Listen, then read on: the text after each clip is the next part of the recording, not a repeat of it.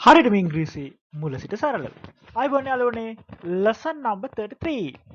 33 වෙනි පාඩමෙන් අද මම ඔයාලට අරගෙන එනවා කර්මකාරක වාක්‍ය පිළිබඳව. කර්මකාරක පස්වෙනි කොටස. passive voice. හොඳයි. එහෙමනම් මාත් එක්ක එකතු වෙන්න මම ඉංග්‍රීසි සර් YouTube නාලිකාවෙන් අපි හරියටම ඉංග්‍රීසි මුල සිට සරලව ඉගෙන ගනිමු. හොඳයි. මේ දක්වා අපි කතා කරා present tense එකේදී past tense එකේදී සහ future tense එකේදී simple present tense, simple past tense සහ simple future tense වලදී කොහොමද කර්මකාරකයේ යෙදෙන්නේ කියලා. අද මම කතා කරන්න බලාපොරොත්තු වෙන්නේ සම්පූර්ණ වශයෙන් ගත්තොත් present tenses හතරක් තියෙනවා අපිට. කාල භේදය තුල අපි active voice කතා කරන present tenses හතරක් තියෙනවා. මේ හතර තුල කොහොමද අපි passive නැත්නම් කර්මකාරකය යොදාගන්නේ කියන එක තමයි අද මේ වීඩියෝ එක තුල මම කතා කරන්න බලාපොරොත්තු වෙන්නේ. හරිම ලේසි යාළුවනේ. පැසිව් කිව්වම බය වෙන්න එපා. අපි කතා කරා වගේ කිසිම අමුතු දෙයක් නැහැ. මෙතනදි වෙන්නේ ක්‍රියාව වෙන තැන. මේ යම් ක්‍රියාවක් වෙයි කියනවා. එතකොට අපිට ක්‍රියාව කරන පුද්ගලයා ගැන ප්‍රමුඛත්වයක් දීමට අවශ්‍ය වෙන්නේ නැහැ. අපි එහෙමනම් බලමු present tenses වලදී අපි කතා කරපු දේවල් ටික නැවත මතක් කරගමු. A boy makes a box. පිරිමි ළමයෙක් පෙට්ටියක් හදනවා. Boys make boxes. එතකොට ඒක ඒක වචන බහුව වචන make. හොඳයි. ඊළඟට වර්තමාන කාලයෙන් කොටසක් තමයි මේ is making continuous tense එක. present continuous is making. A boy is making a box. පිරිමි ළමයෙක් පෙට්ටියක් හදමින් සිටිනවා. පිරිමි ළමයෙක් පෙට්ටියක් හදමින් සිටිනවා. boy is making. එහෙම නැත්නම් මේක බහුව වචනේ boys are making the boxes. පිරිමි ළමයෙක් පෙට්ටි හදමින් සිටිනවා. ඊළඟට boy has made a box. පිරිමි ළමයෙක් පෙට්ටියක් හදලා තියෙනවා. ඒකට අපි කියනවා present perfect tense. present perfect tense.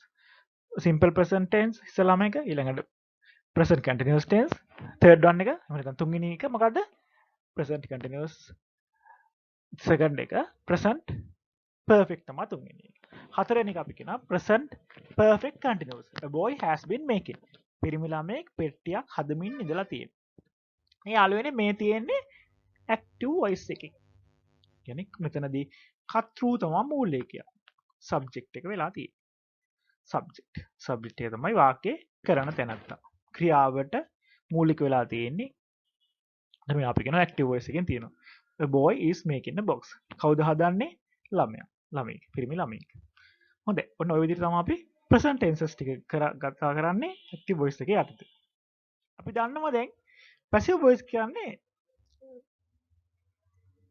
අපිට විශේෂයෙන්ම passive voice දෙකක් වෙනවා අපි යම් කිසි දෙයක් වාර්තාගත කරන්නේ මේ වගේ පොතක් ලියවෙයි පොතක් ලියවුණා කවුරු අතින් අපි එතනදී කරපු කෙනා ගැන කතා කරනද පොතක් ලියවුවා ඒ වගේ අවස්ථාවලදී අපිට කර්මකාරකීය සාමාන්‍ය අවස්ථාවල යොදා ගන්න වෙනවා මේ උදාහරණේ අපි කතා කරන පොදුවේ කතා කරන වාක්‍යය මොකද්ද පිරිමි ළමයෙක් පෙට්ටියක් හදනවා a boy makes a box මේක පැසිව් කරනකොට පිරිමි ළමයෙකු විසින් පෙට්ටියක් හැදෙනවා a box is made by a boy a box is made by a boy makes කියන ක්‍රියාපදයේ අපි යෙදෙනවා හදනවා කියන්න හැදෙනවා කියන්න අපි යොදා ගන්නවා is made passive voice එක. හොඳයි. අපි එහෙනම් මෙන්න මේ කියන present tenses ටික passive voice වල කොහොමද යෙදෙන්නේ කියලා දැන් අපි කතා කරන්න යමු. හොඳයි යාළුවනේ. එතකොට එහෙනම් අපි බලමු වර්තමාන කාලය තුල කොහොමද passive voice ක්‍රියාත්මක වෙන්නේ කියලා. passive voice. කර්ම කාරක අපි කොහොමද වර්තමාන කාලේ present tense එකේ විවිධ අවස්ථාවලට යොදාගන්නේ. අපි ගිය පාර වීඩියෝ එකේ කතා කරා simple present tense එකේදී කොහොමද යෙදෙන්නේ කියලා. මේ අනුව අපි කතා කරමු present continuous tense එකේදී, present perfect tense එකේදී කොහොමද passive යෙදෙන්නේ කියලා. වැදගත්ම දේ තමයි යාළුවනේ present perfect continuous tense එකට passive voice එකක් නැහැ. ඔන්න අපේ ක්‍රියාකාරීත්වය එහෙම නැත්නම් අපේ මේ ක්‍රියාව passive voice ගැන ඉගෙන ගැනීම තවදුරටත් සරල වෙනවා. ඇයි? present perfect continuous එකේ passive voice එකක් නැහැ. ඒ අනුව ඒ passive voice එකක් අඩු වෙනවා. මම හිතන්නේ ඒක අපිට ඒ අතින් හොඳයි. හොඳයි. එතකොට බලන්න මෙන්න. boy makes a box. පිරිමි ළමයෙක් පෙට්ටියක් හදනවා.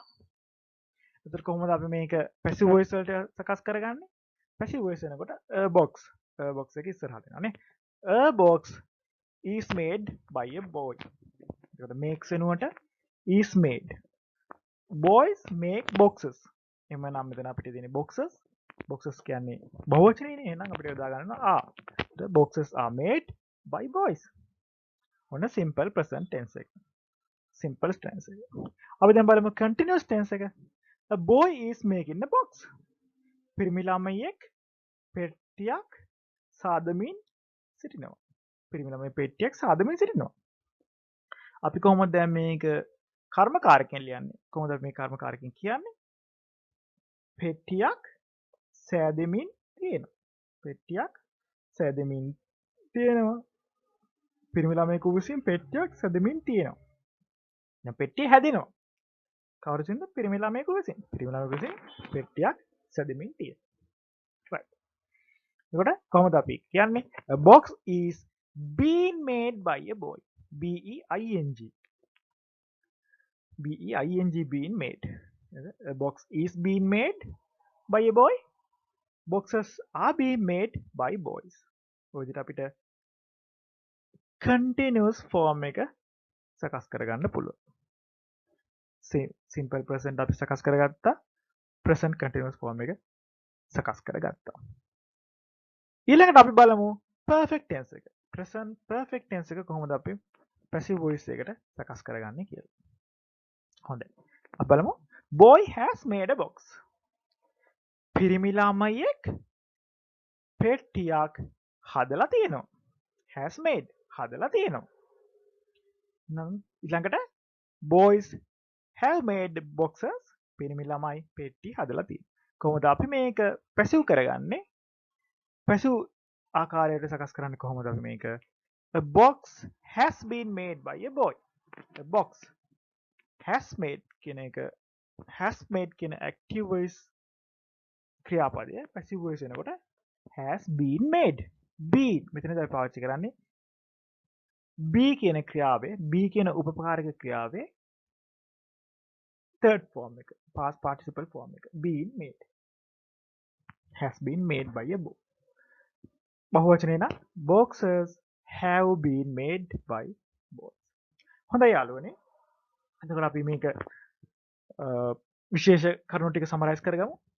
අපි කියන සමරයිස් කරගන්න. සාරාංශගත කරගන්න. හොඳයි. අංක 1 perfect continuous. present perfect continuous වලට. perfect and continuous. perfect කැලයි continuous කියන කොටසයි perfect කියන කොටසයි දෙකම තියෙන tense එකේදී present tense වර්ගයේදී passive voice එකක් නැහැ.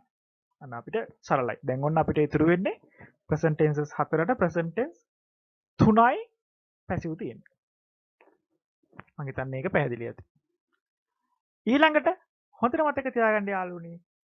හැම තිස්සෙම අපි 1 2 3 ඔය අවස්ථා තුනේදීම අපිට පේනවා අපි යොදාගෙන තියෙන්නේ ක්‍රියාපදයේ තුන්වෙනි ස්වරූපය.